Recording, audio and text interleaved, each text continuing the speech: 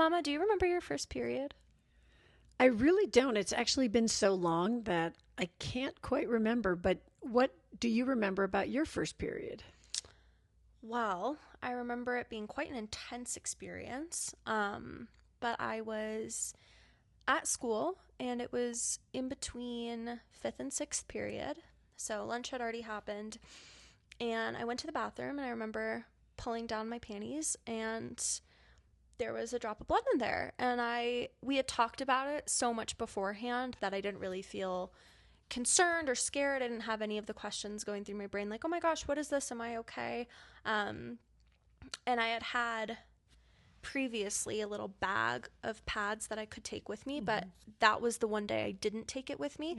So I went back into my classroom and I asked one of my friends for a pad, and she gave me probably one of the largest pads I've ever used in my life. And so I went back into the bathroom and I put it on my underwear, and I remember I folded the wings down and I just felt like I was wearing a diaper. Oh, yeah. I felt like That's it was just feeling. crinkling every step I took. It was very fun.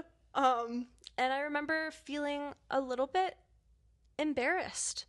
But the rest of the day at school. You were prepared. I was super prepared, but Yeah. I do remember feeling embarrassed. And then the same day I had ballet practice, so I had to learn how to put a tampon in really fast because you can't really dance ballet with a pad on with the tights. It was a very steep learning curve that I had to go through in a very short amount of time. And while I was prepared for it, I think a lot of the work that we do at PridePads is trying to get rid of that stigma, but I think that we would be remiss if we didn't admit that at some points we felt some sort of embarrassment. And I know that I definitely did in that moment just because of the pad, and I was hyper aware of it for the rest of the day.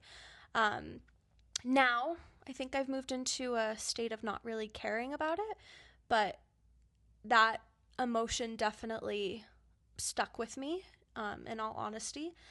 And it was only really until I started educating myself through all of the work that we do at PridePads and helping to empower other young women that I was able to, in community, erase that stigma that I had felt around it, even though, we had had those conversations and we had had that education, right? It wasn't a lack of conversation. It was more so just whatever internalized feelings I had to work through. Yeah, and I think that's why this work, as you said, is so important. It's so because important. Trying to destigmatize menstruation, trying to get other young girls to understand that this is a natural process, that having a period is what happens to your body naturally, and allowing these young women the opportunity to stay in school, particularly in third world countries or developing countries where they are not provided with pads when they get their periods.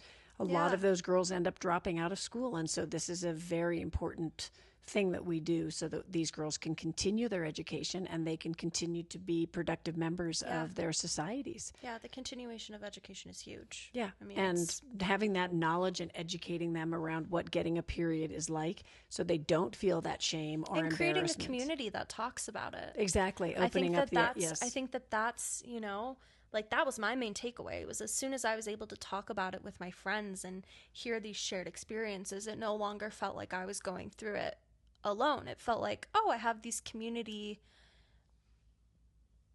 incredible community of people around me who I can talk to and lean on for support. And so I think that that's, what we're doing. We're creating classrooms that are communities. Yeah. Well, it's been a really great project, and it's been a lot of fun working on it with you. I can't think of anything I would rather do more than work on such life-changing project with my daughter. So thank you so much for being a part of this project. Cheers. Cheers.